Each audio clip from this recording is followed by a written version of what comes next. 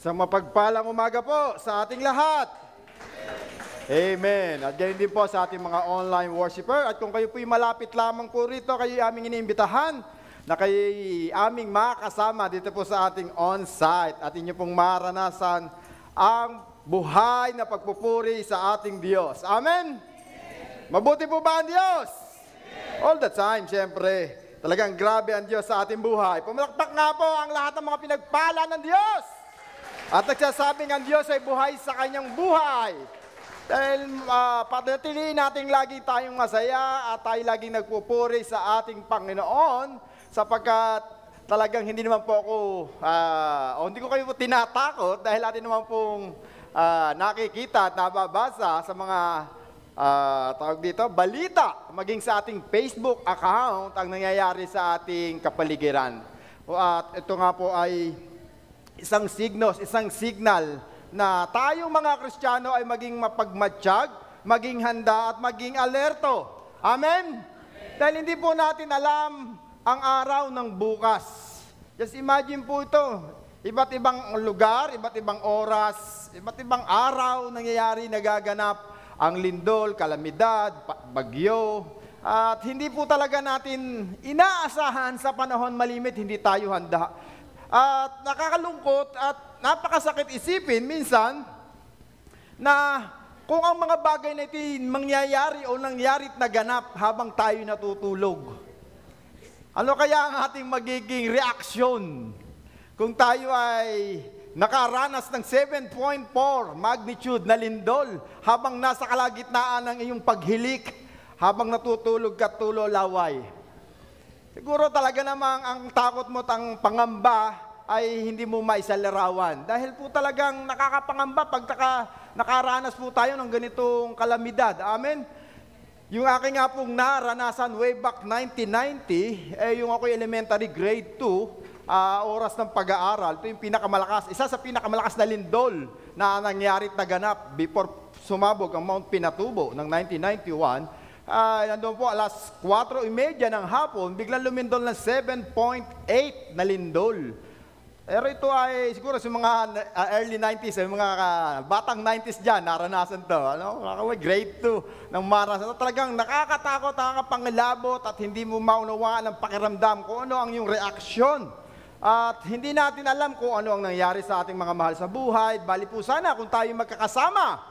Kasama natin sa ating tahanan ang ating mga mahal sa buhay. Paano kung ang inyong mga mahal sa buhay ay nasa paaralan, nasa trabaho, nasa ibang bansa. So maraming pumapasok sa ating kaisipan. At ito nga po ay nagbibigay sa atin ng matinding pag-alala at pagkatakot. Pero ang Kristiyano dapat laging handa. Yan, salamat sa mga naghahanda. Laging prepared. Laging nagmamatsyag at higit sa lahat, laging nananalangin sa kaligtasan ng buong pamilya. At ganun din ang ating mga kapatiran. At hindi pa nalangin ang ating mga leaders, ang ating mga kapitbahay. Lahat po ng tao ay pwede nating ipanalangin. Dahil nga po, sa ngayon, ay alam ko po ay ang iba o ang karamihan sa atin ay may mga cellphone at iba't ibang impormasyon, knowledge, wisdom, understanding, at mga propesiya ang ating napapanood na mangyayari at magaganap daw. At ito sinasabi nga po daw ng Panginoon sa kanila. So being a Christian, kailangan din po tayong maging aware, maging alisto at maging mapagmatsyag. Hindi ko naman po kayo tinatakot, pero maaaring ito po yung maging maganap at mangyari dahil ito naman po yung nasusulat na sa Biblia. Amen? Ang kailangan lang po natin magbasa ng Biblia. Kaya hindi na po dapat tayong mangamba at matakot dahil lahat po ng pangyayaring ito o ang mangyayaring sa hinaharap ay naitala na at naisulat na ng Panginoong Diyos. Ang kailangan lang po natin maging handa, maging mapagmantay. Kaya nga po kung sakaling darating na ang Panginoon, handa na po ba tayo? Yan. Handa na po ba tayo na ang ating puso at ang ating isipan ay makita at makasama ang Panginoon? Kaya sino gusto ng mauna? Wala pa. Siyempre, hindi ba natin gustong mauna? Tama po ba? Dahil marami pa tayong plano sa buhay at marami pang gagawin ng Diyos. Kung ating nga po itong nanamnamin at sisiyasatin, ating nga pong malalaman ang katotohanan na ang pagdating ng ating Diyos ay nalalapit na. Subalit, huwag po nating ituon ang ating sarili sa pagkatakot, pag-alala, pangamba, agam-agam na nangyayari sa ating buhay. Dahil ito maaaring maging mitya ng mga bagay na hindi natin inaasahan na maganap, mangyari sa hinaharap. Dahil nga po, sa sobra nating pag-alala at pagkaroon ng pagkatakot. At meron nga po dapat pa tayong bantayan bilang isang Kristiyano. Hindi lang ang kalamidad, hindi lamang ang bagyo, hindi lamang ang pagbaksak ng mga nation o ang war, ang kaguluhan. Mayroong isang bagay na hindi natin namamatyagan, hindi natin nababantayan, at hindi po natin ito nakikita malimit. Ano po ito? Ito po ay ating mababasa at ating pag-aaralan buhat sa salita ng Diyos. Kung kayo ay mayroong Biblia, makibukas po kayo sa akin. Dito po sa Proverbs chapter 18, verse 21. Proverbs chapter 18, verse 21. Tayo po tumayo at makiisa po kayo sa akin sa ating nga pong pagbabasa ng salita ng Diyos. Kung meron po tayo dyan sa ating monitor, ay makibasa po kayo. Basahin ko po sa wikang Tagalog and English. Nabasa niyo na po? Nakita niyo na po ba? Proverbs chapter 18, verse 21, na ganito po ang nasusulat. Death and life are in the power of the tongue, and those who love it will eat its fruit. Sa Tagalog, ang salita ng tao ay makapagliligtas ng buhay o kaya ay nakamamatay. Kaya mag-ingat sa pagsasalita sapagkat aanihin mo ang bunga nito. When word hurts you. Tayo po yumukot, manalangin. Hi Lord Jesus, we glorify your name, Panginoon. Patuloy kami nagpupuri, nagpapasalamat sa isang pribilehiyo na muli kami makadako sa lugaring ito upang magpasalamat, upang purihin ka, upang sambahin ka, itaas sa iyong dakilang pangalan sa iyong kabutihan sa aming mga buhay sa oras na ito. Tunay, O Lord, na kami ay nagpapasalamat ng taos puso, O Lord, sapagkat kami ligtas na nakarating dito. Kami payapang nakikinig. Kami mayroong kasiyahang umaawit at sumasayaw na may galak at tuwa sa aming puso habang ikay aming pinapupurihan. Kaya, O Lord, nararapat ka lamang po naming sambahin sa oras ito. At we acknowledge your Holy Spirit sa aming kalagitnaan, Panginoon. Sapagkat afar of you, we can do nothing. Inaasam namin, inanais namin, at kami nakikiusap na ikay mangusap sa buhay, sa bawat puso na narito, maging nanonood online, Panginoon. Na ikaw ang kumatagpo sa kanilang mga puso't isipan, O Lord, na ang iyong mga salita, O Lord, ay siya nga pong maging kalakasan sa bawat sa amin, magbigay sa amin ng karunungan, alaman, hindi kayang ibigay ng sanlibutan ito. At ang mga salitang ito'y aming maisapabuhay, maisagawa, at aming itong masunod. Bigyan mo kami ng kalakasan, O Lord, upang mapagtagumpayan namin ang mga aming pinaglalabanan at aming mga hinaharap sa bawat araw habang kami sumusunod na ayon sa iyong kalooban. Kaya, O Lord, gamitin mo lamang ang iyong lingkod bilang isang instrumento upang ikaw ang higit na makita, ikaw ang maitaas, ikaw mabigyan ng kapurihan at kaluwalhatian sa umagang ito. Kaya, O Lord, sa iyo po ibinabalik ng maingat na maingat ang lahat ng ito. Let your will, in your way, in your wisdom will be done in this morning. In Jesus we pray, amen and amen. Hallelujah! Isang malakas nga pong palakpak para sa Panginoon. Inom lang po ako ng tubig. Saglit nga lang po.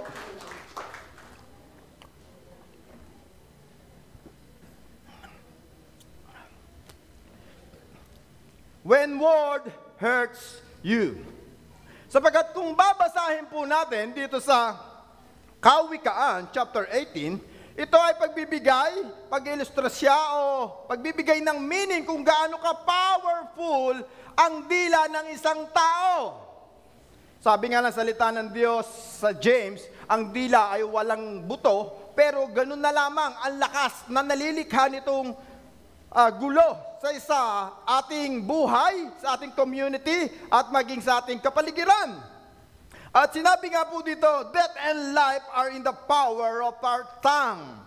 Pinakikita at sinasaad sa ating tekstong binasa na ang ating dila ay may kapangyarihan na makapagpalakas, bumuhay, at magbigay ng encouragement, motivation, at inspiration sa bawat isa sa atin, higit sa lahat sa ating sarili.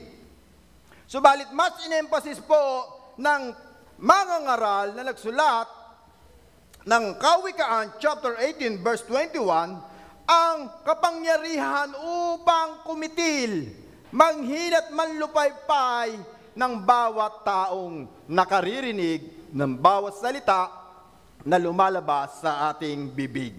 Sapagkat ang sabi nga po, kaya mag-ingat sa pagsasalita, sapagkat aanihin mo ang mga bunga nito. At ito nga po yung sinalarawan at binigyan ng explanation ni Apostol James sa James chapter 3 verses 1 to 12. Kung kayo po yung may Biblia, makibukas po kayo sa akin. Dito po sa James chapter 3, na ganito po ang nasusulat.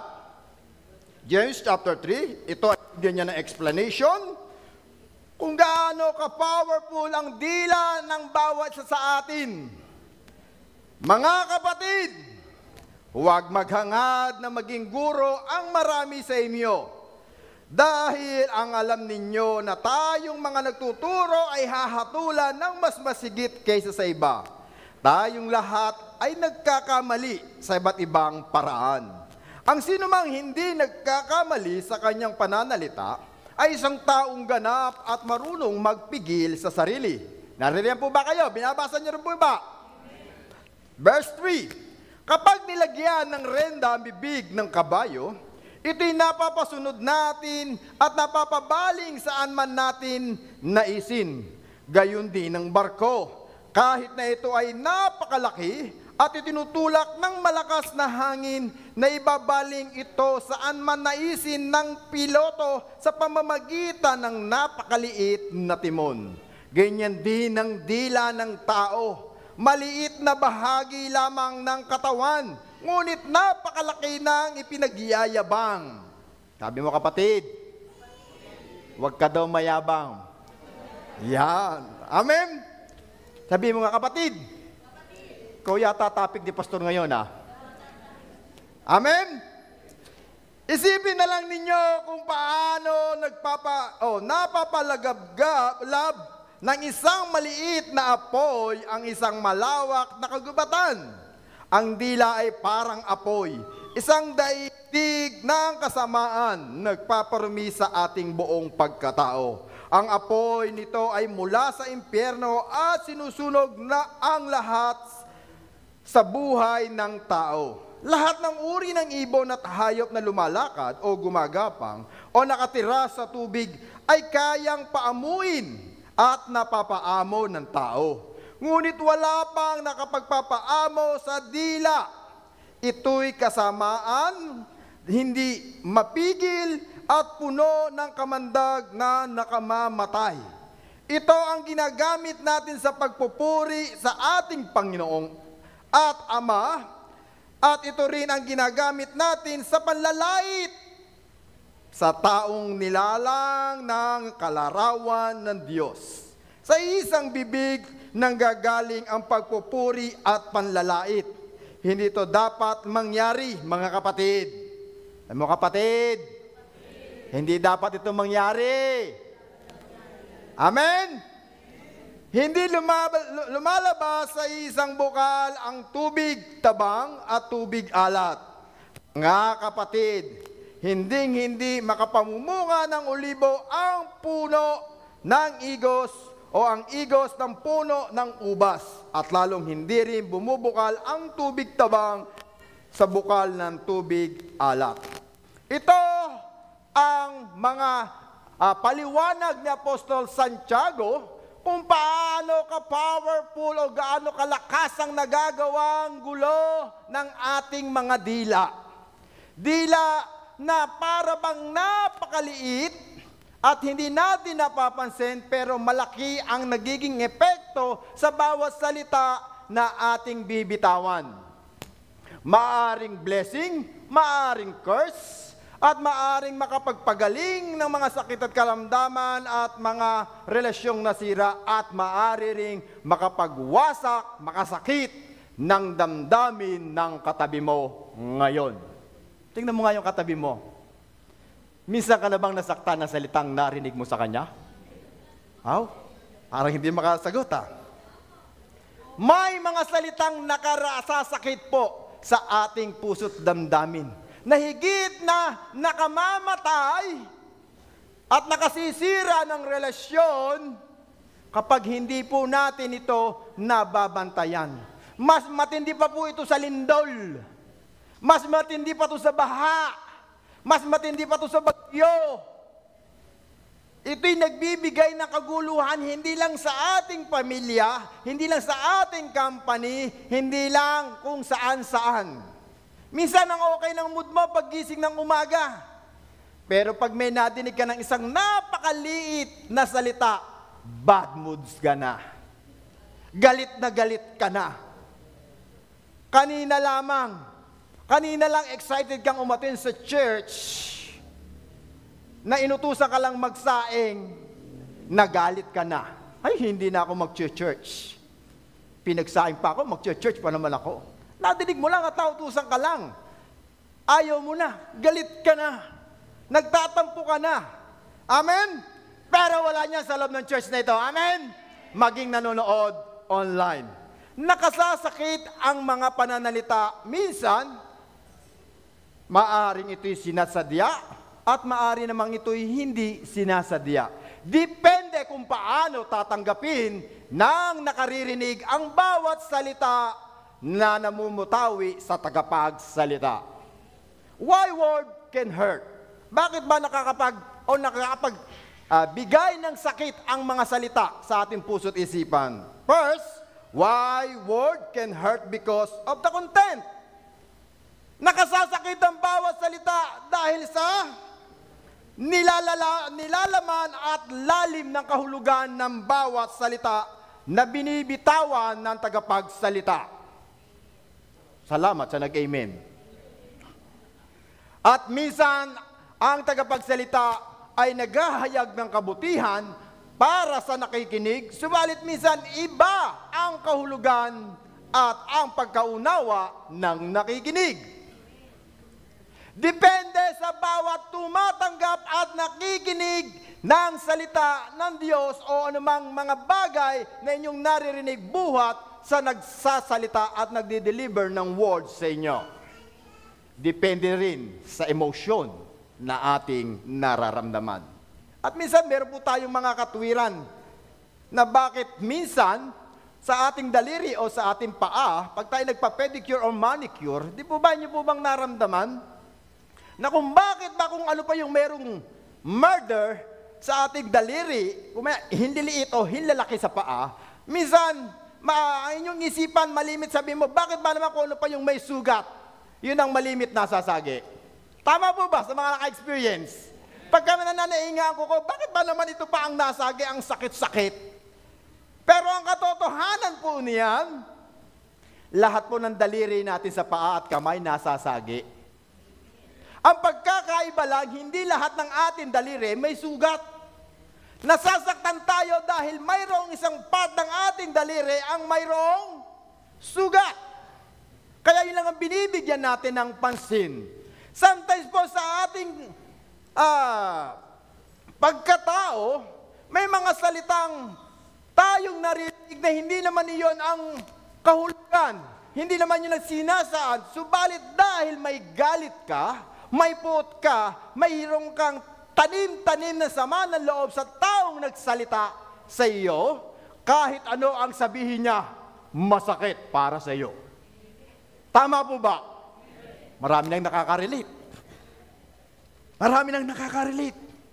Pero dahil nga po, ang salita ng Diyos ang ating pinag-aaralan, dapat nating maunawaan ito ay kapakinabangan sa buhay ng bawat nakikinig ng salita ng Diyos. Because the truth will set us free.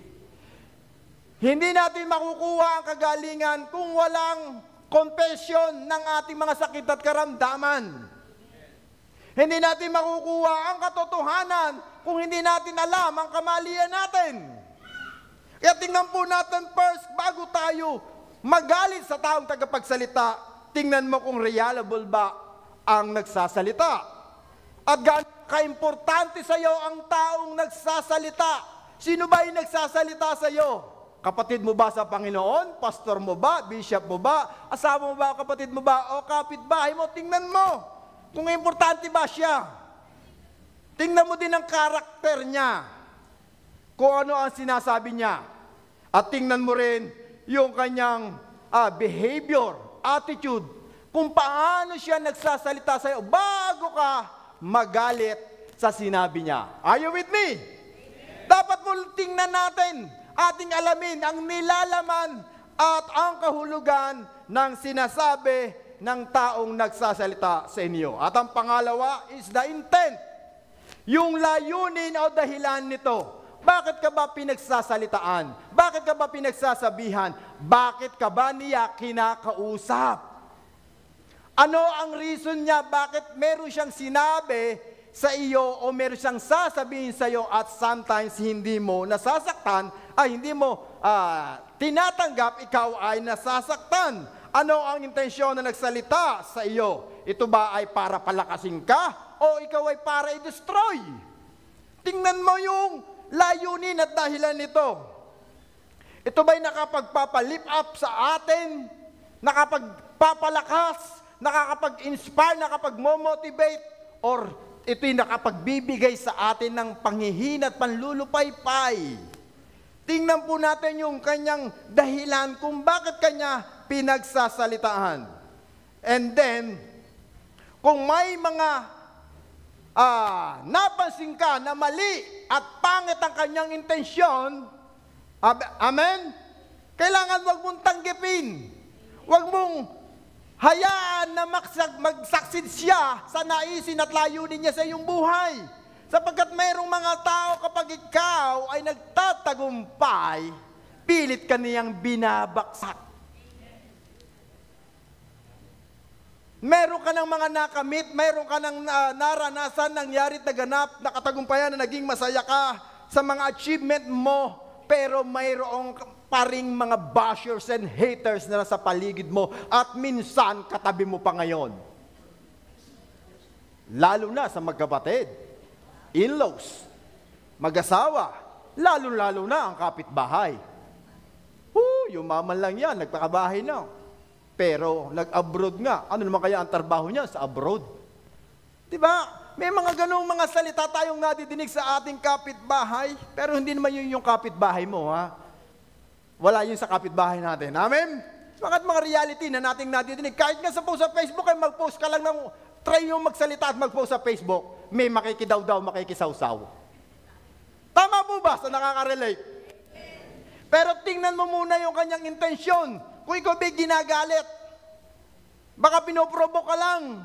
Meron talaga mga tao na lagi ang isipan at ang kanyang hangarin ay galitin ka at inisin ka.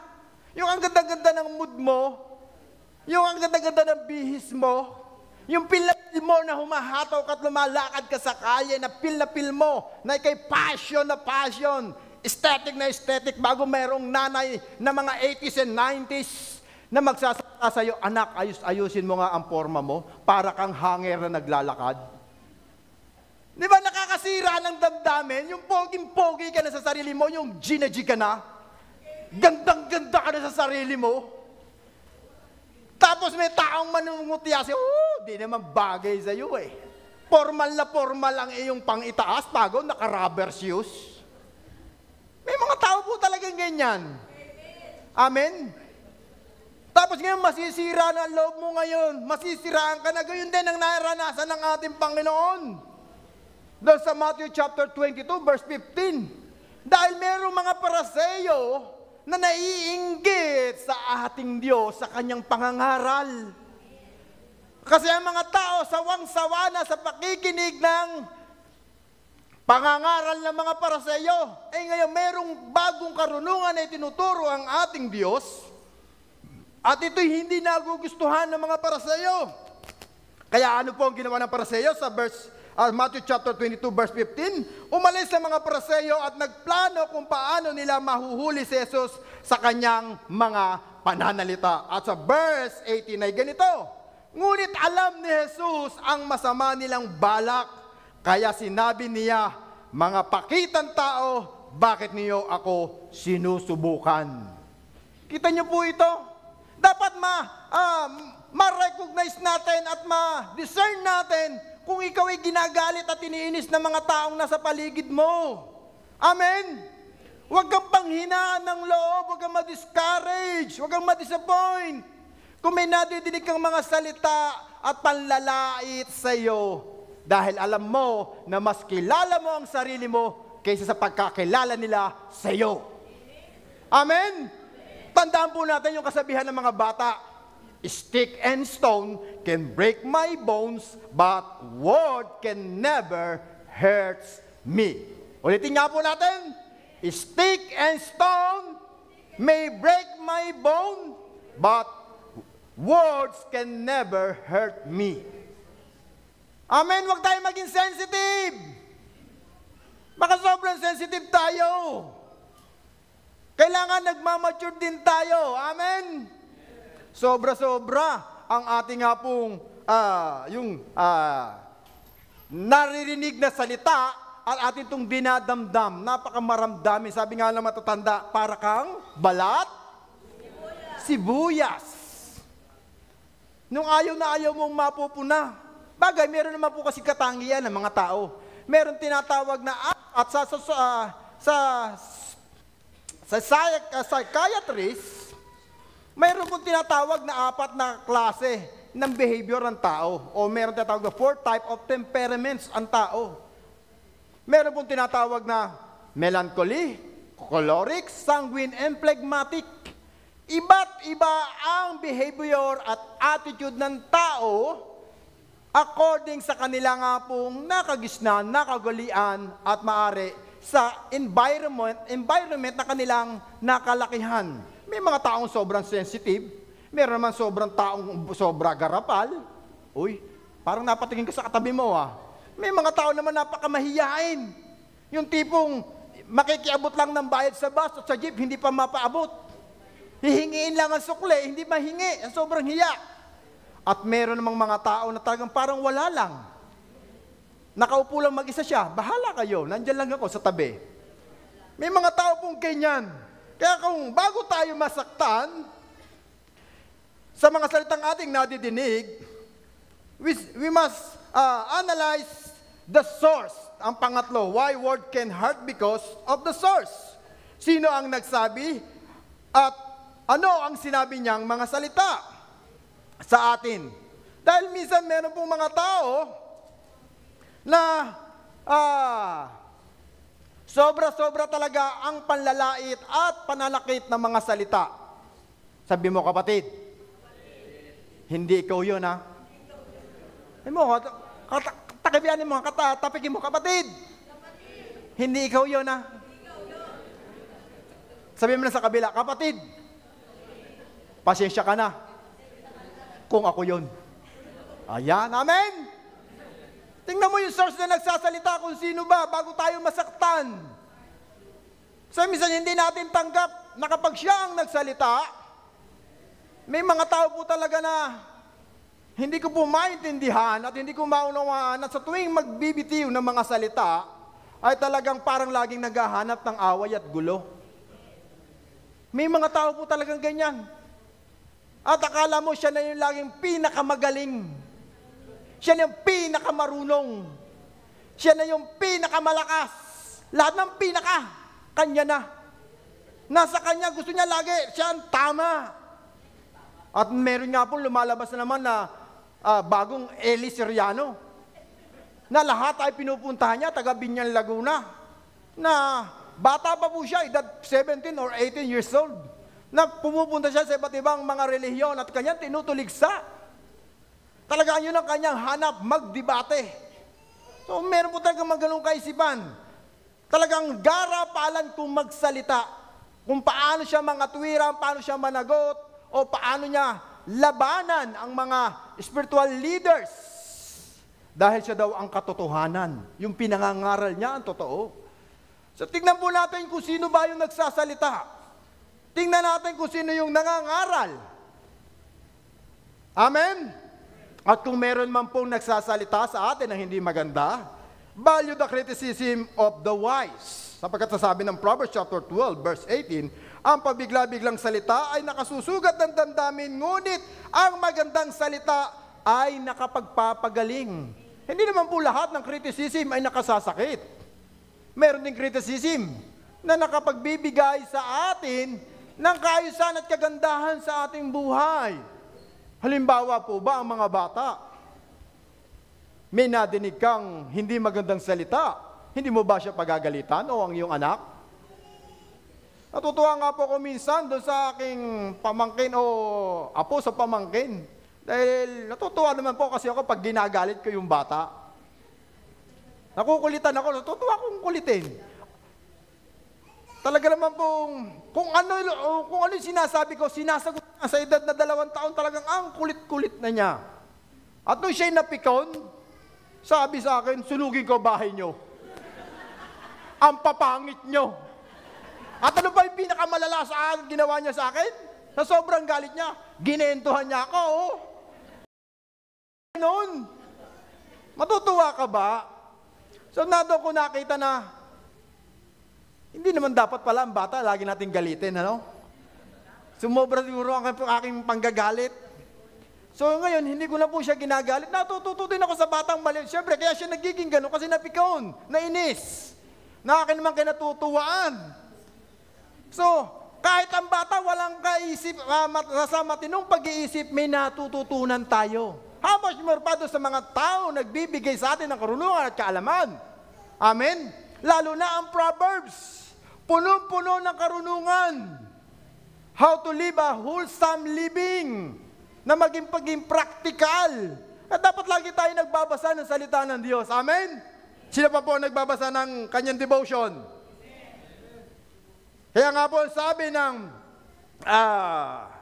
Kawikaan chapter 15, verse 1 and 2 and 4, basahin po natin. Ito po, napakaganda po ng ating babasahin ng Kawikaan chapter 15, verse 1 and 2 and 4. Basahin po natin. Ang malumanay na sagot, nakapapawi ng galit. Ngunit ang tugon ng marahas, poot ay hindi mawawaglit. Ang dila ng may unawa ay nagbubunga ng kaalaman. Ngunit ang bibing nagmangmang ay bukal ng kahangalan. Sa verse 4, ang magigiliw na salita ay nakapagsisigla ng buhay. Ngunit ang matalas na pangungusap ay may masakit sa kalooban. Disregard word of the fool. Kung mayroong mga nagsasalita sa atin, baliwalay natin o ignore natin yung mga masasakit na salita. Only fool, sabi ng Biblia, ang lumalaban sa kapwa niya fool. O sa mga taong mga mangmang.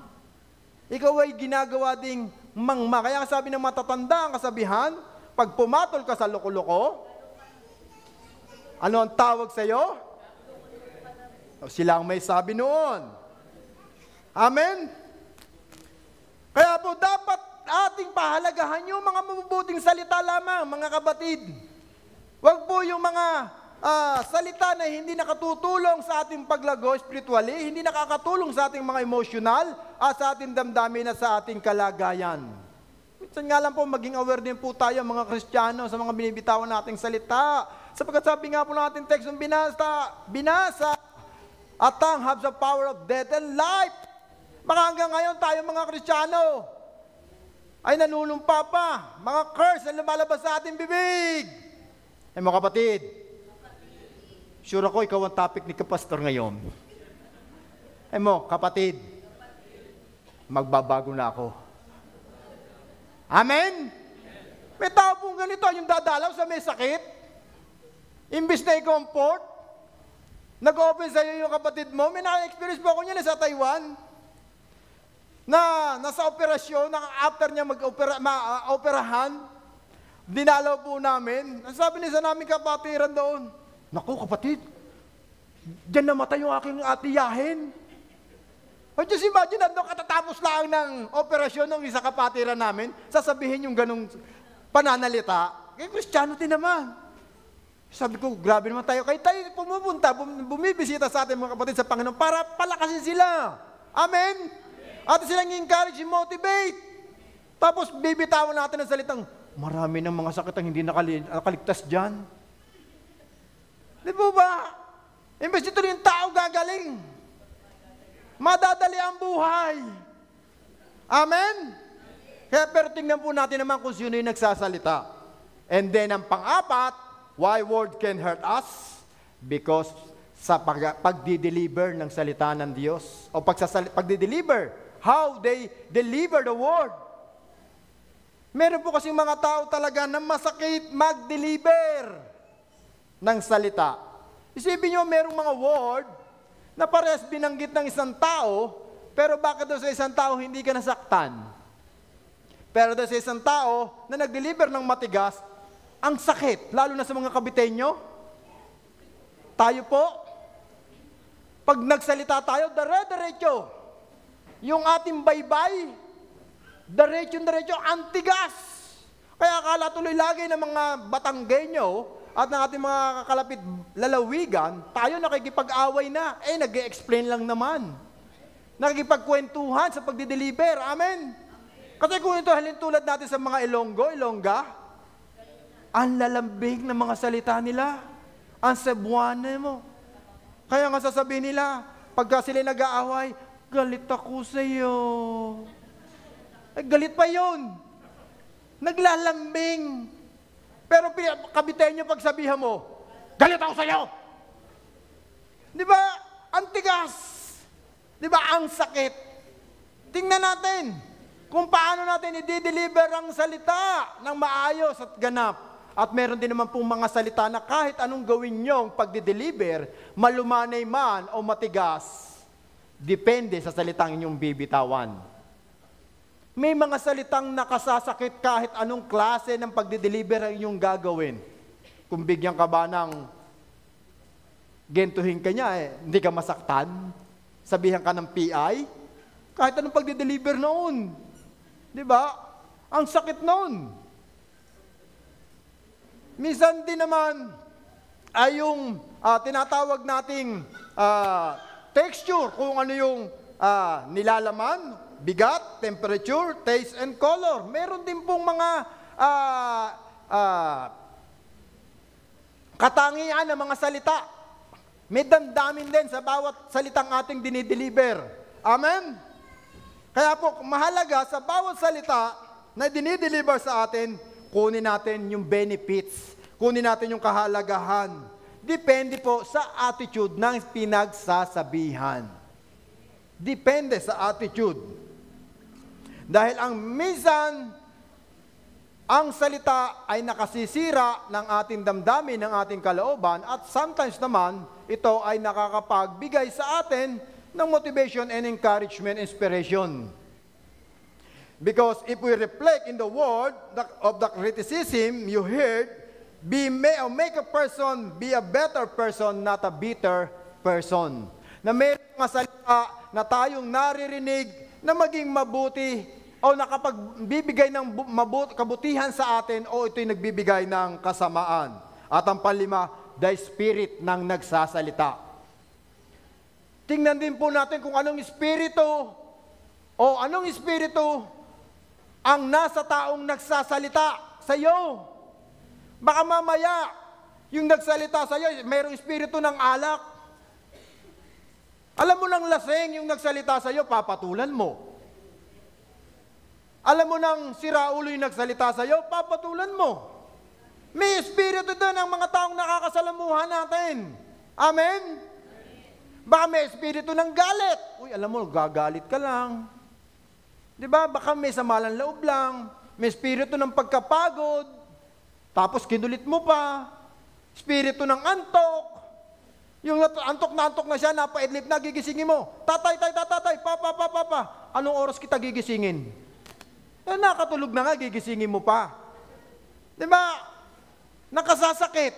ng damdamin. Tingnan mo yung espiritu na nagsasalita sa iyo. Huwag mong pansinin. Kung nakasuot ka ng miniskirt sa labas, feel mo yan. May pumansin sa yung lasing. Ba't mo ignore? Bakit mo papansinin? Tingnan mo. Kung tama ba ang sinasabi nila o naaayon sa iyong pananalita, paglalakad at pananamit. Tingnan po natin kung espiritu mayroon yung taong nagsasalita sa iyo. Amen? Kailan nga lang po nag-viral na mayroong isang baliw na pinatulan ng tao. Isang baliw. Patulan ng isang taong matino. Kasi daw ang kulit. Ang kulit-kulit. Kaya pinatulan niya.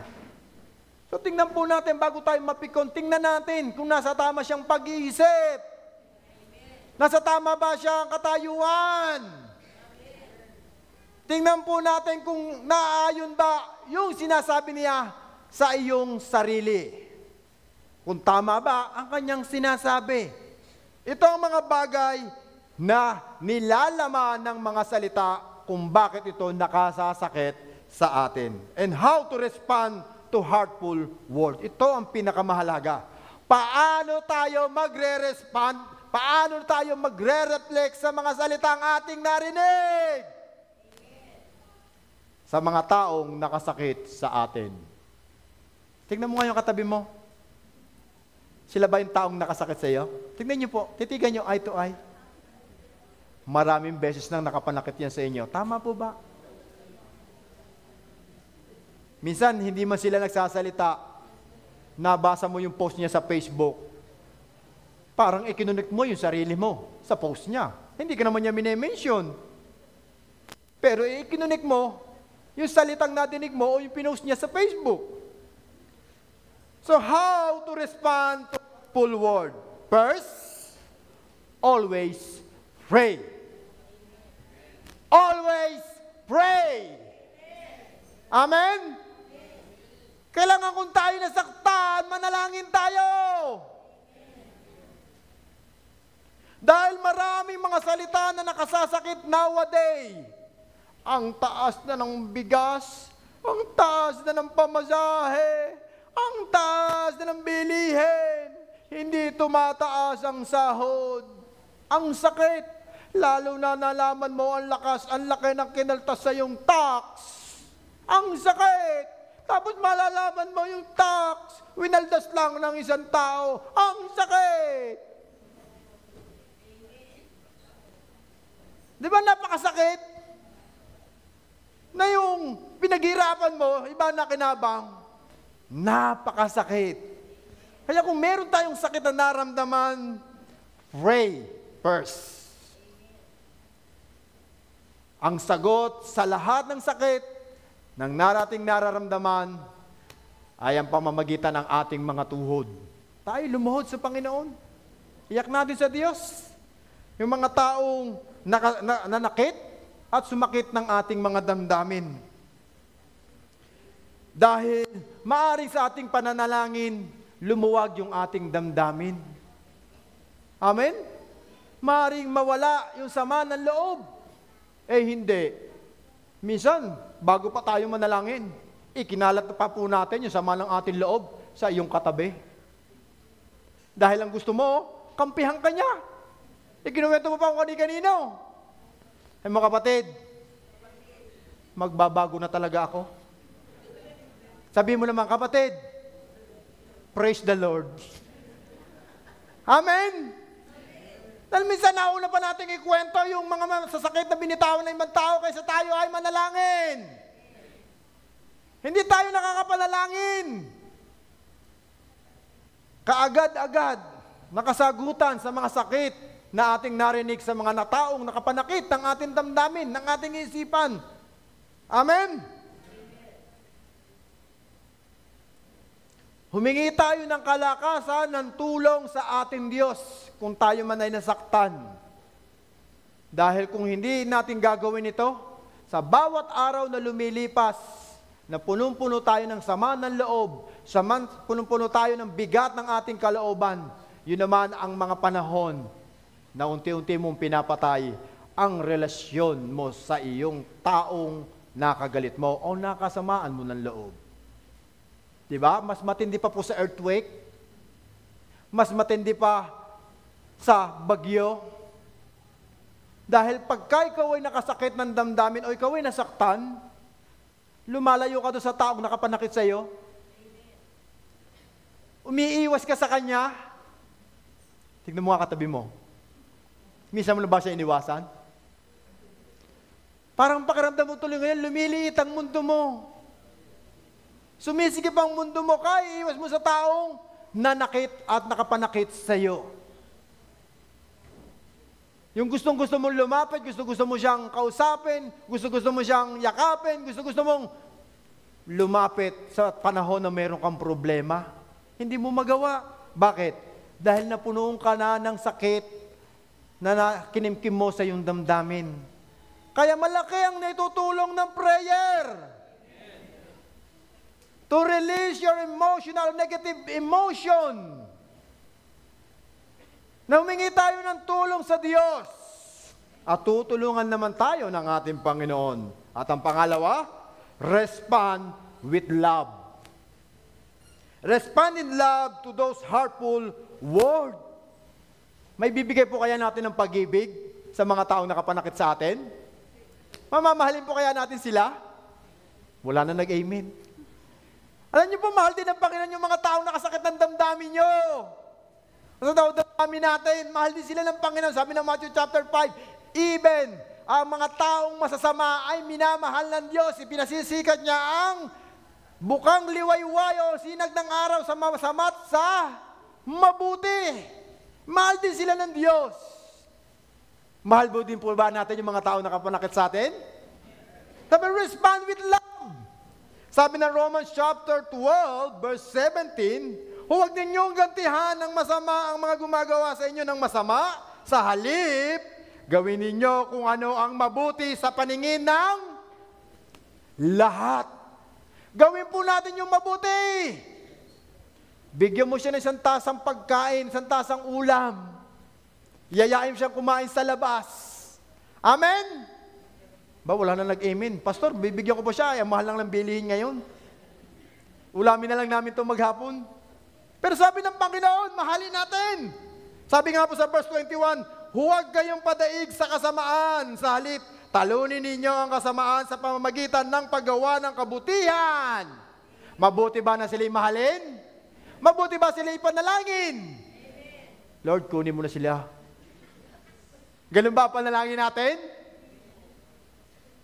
May araw din kayo, Lord. May araw din sila. So may ganyan po tayo mga pananalita. May pagbabanta pa tayo. Bahala na sa inyo si Lord. Di ba may sumpa po yun? Bahala na sa inyo si Lord. Eh kung panalangin sila, panalangin natin sila, God bless you. Kung talagang may sama ng loob ka sa Kanya at hindi mo siya mapatawad, God bless you ka. O di ba na-release mo na yung sama ng loob mo, na-bless mo pa siya. God bless you ka. Maganda. Pero minsan po yung ating pananalita, hindi po natin nababantayan, nawawala ng pag-ibig. Dapat maging puno-puno ng pag-ibig ang ating mga pananalita. Amen? Hindi dahil sa ating emosyon, hindi dahil sa ating kalaman, kundi ang pag-ibig nito ay sa pamamagitan ng tulong ng Santong Espiritu na nasa atin. Nasa atin na po ba ang Panginoon? Di punong-puno tayo ng pag-ibig ng Diyos. Kaya kayang-kaya mo nang ibigin yung katabi mo. Parang humina na Kayang-kaya mo nang ibigin yung mga taong nakapanakit sa iyo. Mamaya pupuntahan mo kaya sila? Nasaan ang pag-ibig? Pero it take time. Amen? Hindi naman po minamadali. At ang pangatlo, how to respond to hurtful word? Seek wisely. Seek wise counsel. Ayan, seek wise counsel. Sabi po sa Proverbs chapter 28, verse 6, whoever trusts in his own mind is a fool, but he who walks in the wisdom will be delivered. Yung mga tao daw na nananangan sa kanilang karunungan at kaalaman ay isang mangmang. Isa daw mangmang. Subalit, ang mga taong namumuhay, lumalakad ng mayroong karunungan, ay nadideliver sa sakit na kanyang nararamdaman. Kaya kapatid, kung hanggang ngayon nararamdaman mo pa ang sakit ng mga salitang narinig mo before sa mga taong nakapanakit sa iyo, sabi ng salita ng Diyos, isa tayong full, mangmang. Isipin niyo po, galit na galit ka sa tao na kinainisan mo dahil sa salitang binitawan niya, ngayon hindi ka makakatulog, pero yung taong kinagagalitan mo at kinainisan, tulog na tulog, tulo palaway. At higit sa lahat, hindi naman niya alam na nasaktan ka sa sinabi niya. Amen? Kaya nga kailangan natin ay maghanap ng mga taong tutulong sa atin upang magkaroon tayo ng kaliwanagan. Yung godly wise counsel. Hindi yung counsel ng kapitbahay mong chismosa. Ay, ganyan talaga yan. Si ganyan niya, ginanyan niya eh. Siya talaga yan. Ang sabi na salita niyo, godly counsel. Hindi kay Marites, hindi po si Marites na ating kapatiran, lagi ko pong nababanggit si Marites. Hindi yung ating kapatid na si Marites, sa Panginoon. Sorry po, lagi pong nababanggit at sikat at famous na famous sa inyong pangalan. Tandun tayo laging lalapit, makikichismis tayo na makichismis at ating ibubulgar, ihahayag lahat ang kabulukan ng kabahuan ng ating mga taong nakasama ng loob natin. Di po ba? Parang nakarelate na ang iba. Alam na. Alam na this. Dahil malimit, ginagawa po natin ito. Imbis na tayo humanap ng mga taong makapagbigay sa atin ng karunungan at kaalaman kung paano natin i-handle yung mga salita nating nadinig buhat sa mga taong nakapanakit sa atin, chinichismis pa po natin.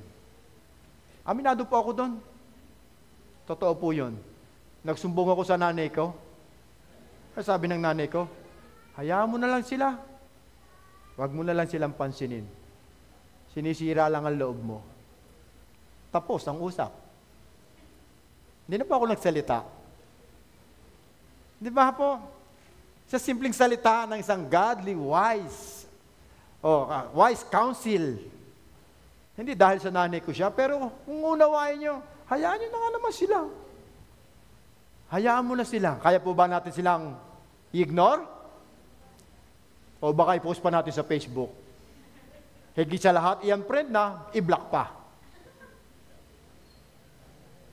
Kailangan po natin ng mga godly counsel to help you to see your situation from biblical perspective. Siyempre, kailangan yung pangangaral ng mga godly counsel ay naayon sa kalooban ng Diyos. At hindi kahinaan ang humingi ng tulong sa mga taong pinagkakatiwalaan mo. Hindi pagpapakita ng kahinaan at kaduwagan sa mga taong nakapanakit sa iyo, kapatid. Kundi ito ay isang karunungan. Isang karunungan na dapat nating gawin at gampanan bilang isang Kristiyano. Amen? Alam na po natin ang ating gagawin. Tama po ba? Hindi ito isang kabiguan. Kung tayo man ay nanalangin, kung tayo man ay nagpakita ng pagmamahal, kung tayo man ay humanap ng mga taong magbibigay sa atin ng kalinawagan at karunungan sa mga taong nakasakit ng ating kalooban at ng ating damdamin. At higit sa lahat, ang pangapat, forgive every words. Kailangan nating makapagpatawad. Release the forgiveness. Kaya po ba natin i-release ang forgiveness? Salamat sa nag-amen. Kapatid, pastor, hindi ka ang nakaramdam. Wala ka sa katatayuan ko. It's really hurt, you know. It's really hurt. Natapakan niya yung pride ko. Nasaktan ako. Pero sabi ng Panginoon, release forgiveness. Pastor, tinig-advantage ako. Release forgiveness. Niloko ako. Release forgiveness. Pinagpalit ako sa iba, ang pangit pa na pinalit. Release forgiveness. Sabi ng salita ng Diyos, forgive in every words na ating nadinig. Bakit po? Dahil ang Panginoon nga nagpatawad eh. Ikaw pa kaya at ako na tao lang. Nakatulad ng ating Panginoon. Bakit po? Remember na ang Panginoon ay napako sa krus ng Kalbaryo sa Luke chapter 23 verse 34. Habang siya pinapatay, habang siya unti-unting kinikitil ang buhay, sabi natin Diyos, Jesus said, Father, forgive them for they know not what they do. Nasaan ang Panginoon? Nang nagpatawad siya, nag-release ng forgiveness? Hindi po ba siya nasasaktan? Ikaw kaya yung unti-unting pinapako? Mabuti pa siguro kung ikaw ay natulog at namatay. Mas okay yun. Pero yung nakikita mo at nararamdaman mo, yung bawat pagpako ng pako sa iyong mga kamay, habang ikay hinahampas, may mga dugo na lumalatay, may mga palo na lumalatay sa iyong pangangatawan, mga sugat na kumikirot, hapdi, habang ikay nilalait, nilalapastangan ng mga taong tinulungan mo, minahal mo, pinaglingkuran mo, pinagkatiwalaan mo, pinakain mo. Lahat po yan naramdaman ng Panginoon sa krus ng Kalbaryo. Pero He released His forgiveness. The same feeling na nararanasan mo ngayon at nararanasan ko. Madali bang makapagbigay ng forgiveness? Even though they are not worthy for your forgiveness, but you are worthy for your own peace. Ikaw ang makikinabang ng mga taong pinatawad mo. Ikaw ang makikinabang. Dahil habang tumatagal, pabigat ng pabigat, ang mga nararamdaman mo pag hindi mo nire-release ng forgiveness. Kaya forgive every words. Amen? At ang panghuli, rest in Jesus. Tingnan mo yung katabi mo. Tulog na ba ngayon? Rest in Jesus. Sa Diyos lang po natin makikita at mararamdaman ang tunay na kapahingahan. Amen? Kaya ang invitation niya sa atin sa Matthew chapter 11 verse 28 na tayo lumapit sa ating Panginoon Diyos at tayo kanyang pagpapahingahin sa lahat ng bigat at hirap na ating nararanasan buhat sa mga salita na ating narinig at napakinggan. Rest in Jesus. Hindi porket ikaw ay nasaktan, niloko, pinayaan, iniwanan, inakusahan, pinaratangan, ay ikaw na talaga yon. Sometimes, may mga tao na naiinggit talaga sa mga bagay na nangyayari at ginagawa ng Diyos sa buhay mo. Kaya pinipilit nilang agawin, sirain ang iyong personality, ang iyong attitude. Gusto nilang pabaksakin ka. Gusto nila mawala ka sa presensya ng Diyos. Pero higit sa lahat, kailangan tayo mamahinga sa presensya ng ating Panginoon Diyos. Rest in Jesus. Sa panahon na tayo nasasaktan, sa panahon na tayo nahihirapan, sa panahon na guguluhan tayo na hindi natin alam ang ating ginagawa at gagawin, sa presensya ng ating Panginoon lang tayo magkakaroon ng tunay na kapahingahan at kagalingan sa mga sakit nating naramdaman, emotional feeling.